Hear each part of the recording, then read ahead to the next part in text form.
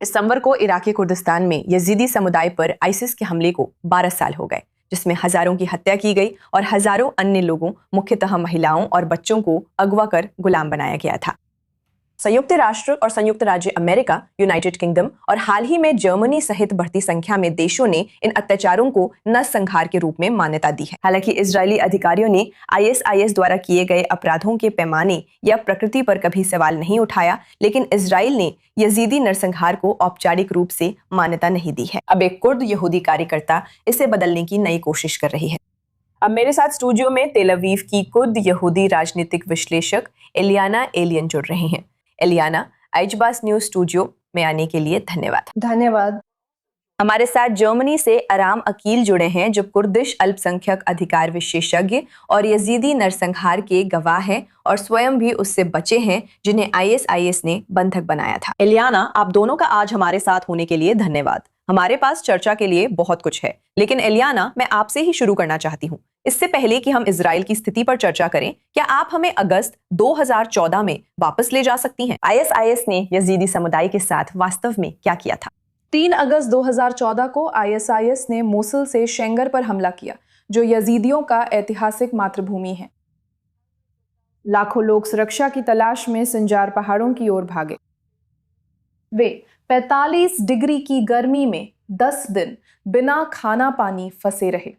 कई लोगों की मौत हो गई, कईयों ने सुरक्षा के लिए परिवार को पीछे छोड़ दिया। इस दौरान 5000 से ज्यादा यजीदी पुरुषों और बुजुर्ग महिलाओं सहित हजारों यजीदी मारे गए। महिलाओं व छोटी लड़कियों को अगवा कर यौन दास्ता में बेच दिया गया।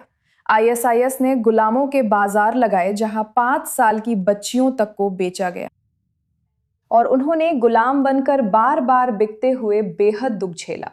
आज तक 2500 से ज्यादा यजीदी लड़कियां और महिलाएं अब भी लापता हैं। वाह, आप मानती हैं कि इजराइल को इन अत्याचारों को नरसंहार के रूप में मान्यता देनी चाहिए। आप इजरायली सरकार और नेसेट से क्या चाहेंगी? मैं चाहूंगी कि इसे फिर से राष्ट्रीय एजेंडा में शामिल कर औपचारिक रूप से नरसंहार मान्यता का विधेयक लाया जाए।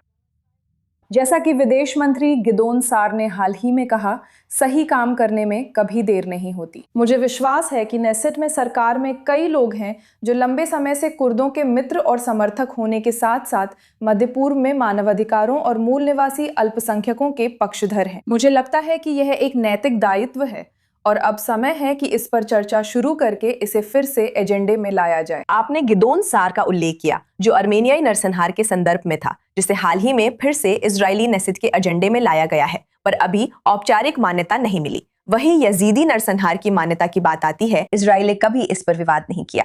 2017 में ये एजेंडा में था और कानेसेट में उठाया गया, लेकिन पारित नहीं हो सका। आपको क्यों लगता है कि इजराइल ने अब तक इस नरसंहार को औपचारिक रूप से मान्यता क्यों नहीं दी? 2017 की परिस्थितियां निश्चित रूप से अलग थीं। इजराइल को अक्सर दुर्भाग्यवश नैतिक जिम्मेदारियों और राजनीतिक वास्तविकताओं व विचारों के बीच संतुलन बनाना पड़ता है, और यजीदी नरसंहार को मान्यता देने से शायद अन्य नरसंहारों को भी मान्यता देने के लिए रास्ता खुल जाता, जैसा कि आपने भी उल्लेख किया। और इजराइल निश्चित रूप से तुर्की के साथ अपने संबंधों को ध्यान में रख रहा था। हालांकि अब हम एक अलग वास्तविकता में हैं। हम 7 अक्टूबर के बाद की दुनिया में हैं। तुर्की न केवल हमास आतंकवादियों को शरण देता है और उन्हें फंड करता है, बल्कि लगातार इजराइल पर ऐसे नरसंहार का आरोप लगाता है जो वो कर ही नहीं रहा है, और लगातार इजराइल के अस्तित्व के अधिकार को अवैध ठहराता है। हम निश्चित रूप से एक बहुत ही अलग राजनीतिक वास्तविकता में हैं। किसी भी स्थिति में नरसंहार की मान्यता राजनीति के बारे में नहीं होनी चाहिए, ये नैतिकता के बारे में होनी चाहिए। लेकिन मुझे विश्वास है कि अब परिस्थितियां अलग हैं, और उम्मीद है कि ये परिस्थितियां इसे फिर से चर्चा में लाने का अवसर देंगी और अंततः इसे मान्यता देकर एक गलत को सही किया जाए। आप इसे फिर से सुर्खियों में लाने का अच्छा काम कर रही हैं। अब मैं आराम को भी शामिल करना चाहती हूँ, क्योंकि आराम, आप दिलचस्प जानकारी लाते हैं। आपको सीरिया में 9 महीने तक आईसिस ने बंधक रखा था। आपने खुद यजीदी नरसंहार अपनी आंखों से देखा था। आप चाहते हैं कि इजराइल में लोग समझें कि आईसिस ने यजीदी लोगों के साथ क्या किया। निकोल, इस महत्वपूर्ण विषय को कवर करने और पीड़ितों को याद करने के लिए धन्यवाद। एक ऐसे व्यक्ति के रूप में जिसने पूरे नरसंहार को देखा, उसे दृश्य रूप में दर्ज किया, आपातकालीन सहायता प्रदान की और वहां लापता लोगों की तलाश की। इजरायलियों को यह जानना चाहिए कि हम अलकायदा जैसी जिहादी आंदोलनों के खिलाफ एक ही मोर्चे पर खड़े हैं, ISIS और हमास। एलियाना ने पहले ही विस्तार से बताया है कि 2014 में नरसंहार के समय क्या हुआ था। मैं एक संदेश पर जोर देना चाहता हूं, बहुत छोटा और सीधा संदेश, कि ISIS ही हमास है और उनके नाम अलग अलग हो सकते हैं, लेकिन वे एक ही जहरीली विचारधारा साझा करते हैं, जिसमें वे अपने से अलग लोगों पर हमला करते हैं। तो कुर्दिस्तान क्षेत्र में ISIS की कोई भी हार हमास को बढ़ावा देने वाली विचारधारा की भी हार है, तो खतरा एक ही है।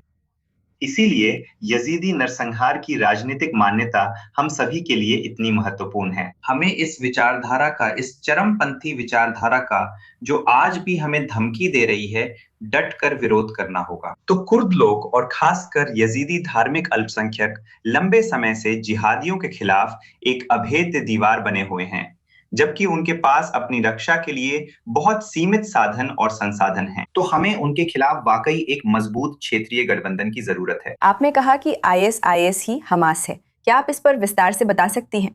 यजीदी अनुभव और हमास के 7 अक्टूबर के हमले और उसके बाद इजराइल में बंधक संकट के बीच आप कौन सी समानताएं देखती हैं? देखिए, कई दर्दनाक बिंदु हैं और बहुत सारी समानताएं हैं। 7 अक्टूबर और यजीदी नरसंहार दोनों ही मामलों में आम नागरिकों को जानबूझकर निशाना बनाया गया, उन पर हमला किया गया, मारे गए, यौन शोषण और अपहरण किया गया। ISIS और हमास ने युवतियों व बच्चों का अपहरण किया और इन सभी अत्याचारों को उस समय और यहाँ तक कि 7 अक्टूबर के दिन भी कतारी और तुर्की मीडिया संस्थानों द्वारा चलाई गई चरमपंथी प्रोपेगेंडा के जरिए जायज ठहराया गया। हमने देखा कि हमास वही तरीके अपना रहा था जो ISIS और अलकायदा अपनाते थे। वे अपने शिकारों को अमानवीय दिखाते हैं और आतंक को राजनीतिक और धार्मिक औजार के रूप में महिमा मंडित करते हैं। और यही वजह है कि बचे हुए लोगों के बीच, कुर्दों और यहूदियों के बीच एकजुटता जरूरी है और मायने रखती है। जब हम कहते हैं फिर कभी नहीं, तो ये शब्द सभी पर लागू होने चाहिए। यजीदी नरसंहार को मान्यता देना और 7 अक्टूबर के पीड़ितों के साथ खड़ा होना बिल्कुल अलग अलग मुद्दे नहीं हैं।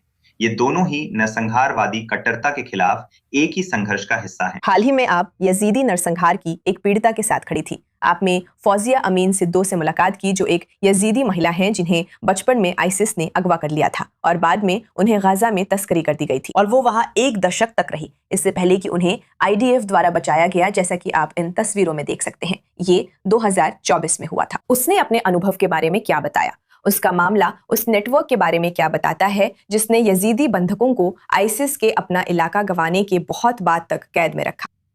देखिए, फौजिया से व्यक्तिगत रूप से मिलना बहुत भावुक करने वाला था, क्योंकि उनकी कहानी ये दिखाती है कि जब आईसिस ने अपनी भौगोलिक जमीन खो दी, तब भी उसका नेटवर्क गायब नहीं हुआ। तो उन्होंने 10 साल तक अकल्पनीय आतंक सहा। और जो बात मुझे सबसे ज्यादा चौंकाने वाली लगी, वो ये थी कि कुर्द बलों द्वारा देर अजोर शहर में आईसिस के आखिरी गढ़ को आजाद कराने के बाद वो बहुत पहले भी आजाद हो सकती थी।